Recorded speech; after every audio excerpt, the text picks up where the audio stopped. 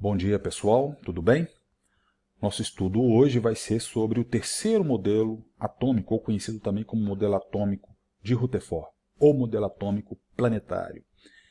Vejam bem, nós vamos dividir essa aula nossa em duas partes. Essa primeira parte, eu vou falar um pouco sobre radioatividade, o experimento clássico de Rutherford, que interpreta quais são essas partículas radioativas.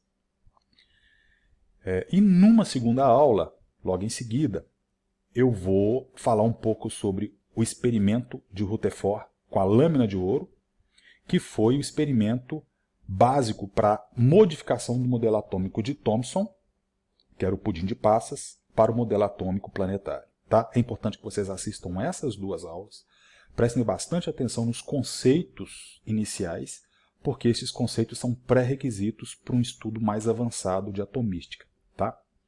Então vamos lá. Então, neste primeiro momento, é importante a gente observar que o modelo atômico pudim de passas sofreu uma alteração. E, basicamente, a radiação foi foram importantes experimentos dentro dessa área para a gente entender que o modelo precisava de ser alterado. Eu não vou entrar em tanto detalhe sobre radioatividade agora, porque a gente estuda especificadamente esse conteúdo no segundo ano, quando a gente trabalha com energia nuclear. Tá? Então, a gente não vai aprofundar tanto. É importante que eu dê para vocês agora algumas informações básicas sobre o que é radioatividade, para a gente tentar entender o modelo de Rutherford. Ok? Bom, primeiro, o que a gente pode observar é que existem alguns elementos químicos que emitem algumas partículas. Né? No caso, o urânio ele é utilizado num reator nuclear, e este urânio, quando ele sofre quebras, quando ele sofre cisões, eles liberam algumas coisas.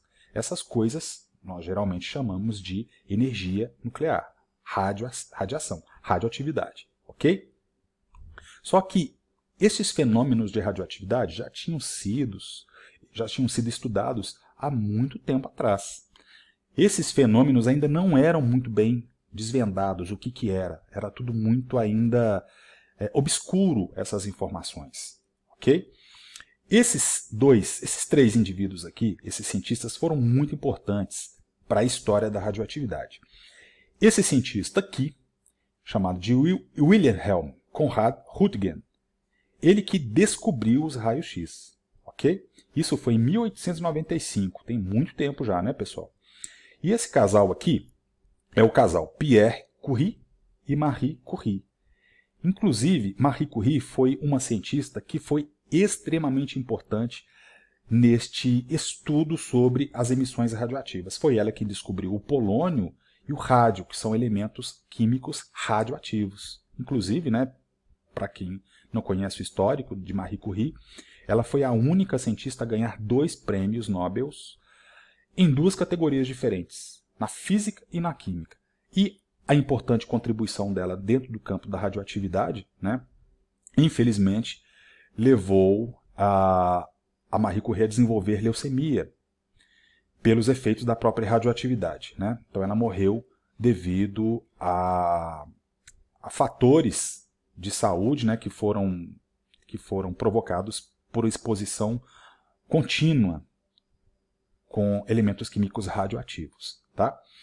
Bom, mas enfim, o Wilhelm Röntgen, ele trabalhando em seu laboratório com tubos de raios catódicos, já eram conhecidos, né, ampola de Crookes, aquela mesma que Thomson utilizou para descobrir os raios catódicos, os elétrons.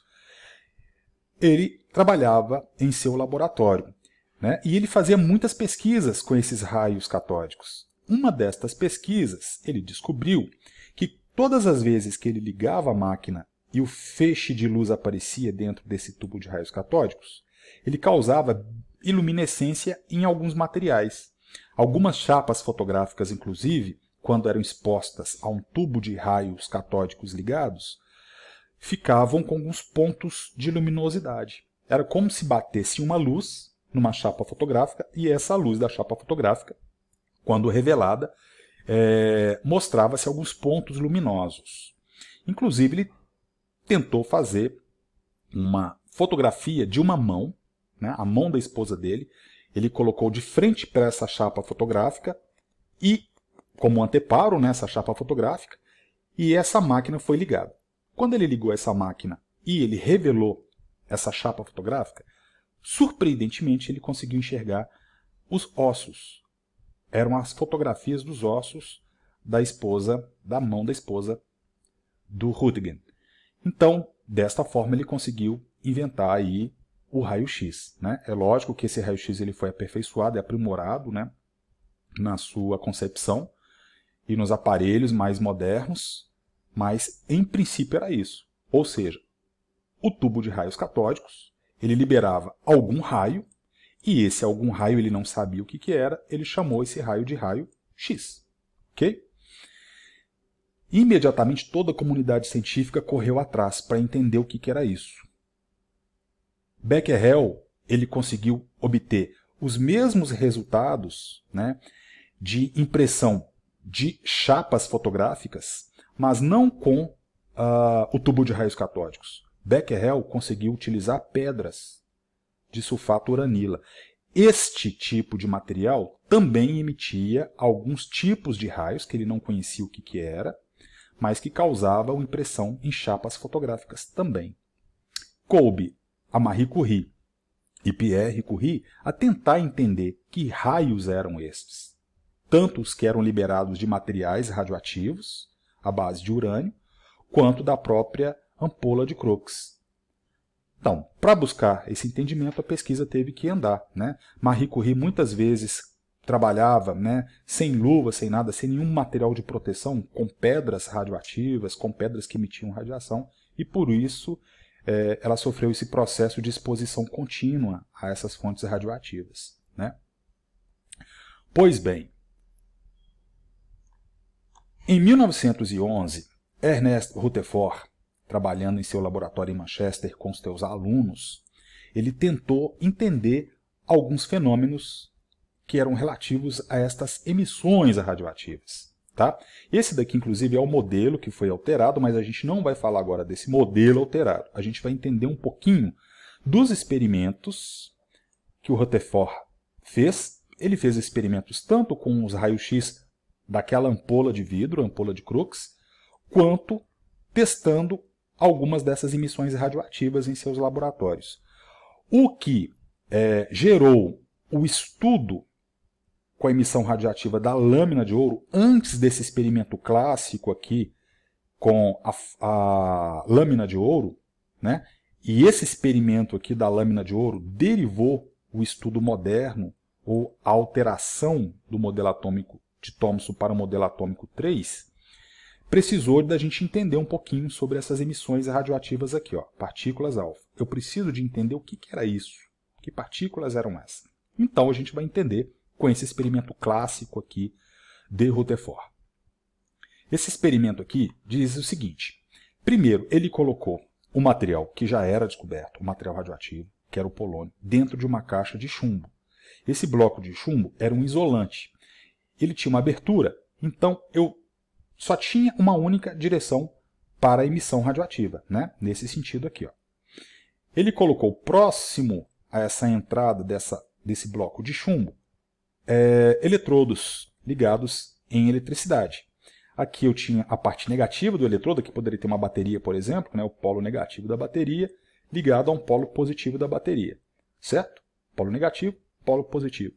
Todas as vezes que ele abria essa câmara, ele observou que saíam emissões. Como que ele descobriu que essas emissões percorriam um determinado trecho? Ou elas eram liberadas? Com um anteparo. Sabia-se que as emissões radioativas causavam, né, pontos de luminosidade em chapas fotográficas. Ele colocou, então, um anteparo. Esse anteparo aqui é como se fosse uma chapa fotográfica. Todas as vezes que ele abria esta abertura, ele observava pontos luminosos em locais específicos, quase sempre nas mesmas regiões.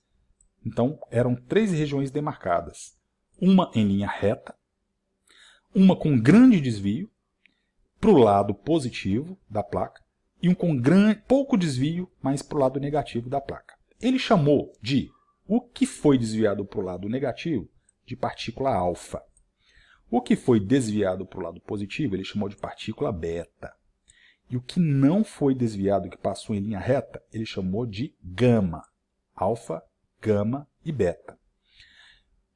Se você observar aqui, ó, eu tenho um maior espaço com relação a beta e pouco espaço aqui com relação a alfa. Tá? Mais para frente a gente entende por que ele teve essas diferenças aqui de deflexão. Tá? Tem a ver com a carga, o peso dessas partículas aqui. Okay? Mas, no entanto, eu vou me concentrar nesta partícula aqui. Ó.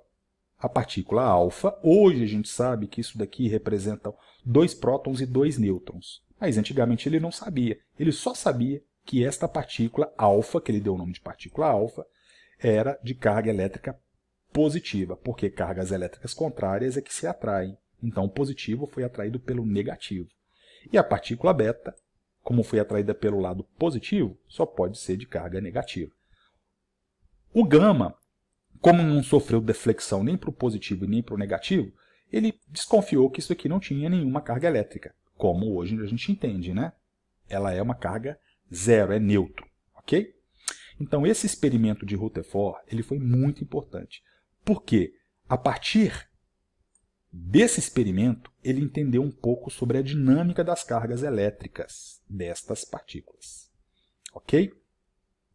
Então a gente vai entender, voltando lá para o meu primeiro momento, ó, então em 1911 o Ernest Rutherford realizou um conjunto de experiências e chegou à conclusão que o átomo é constituído de um núcleo positivo pequeno, envolto por uma região mais extensa, no qual está dispersa a carga negativa. Então, antes da gente entender isso aqui, esse modelo que foi alterado, é preciso que a gente entenda que este modelo baseou-se num experimento.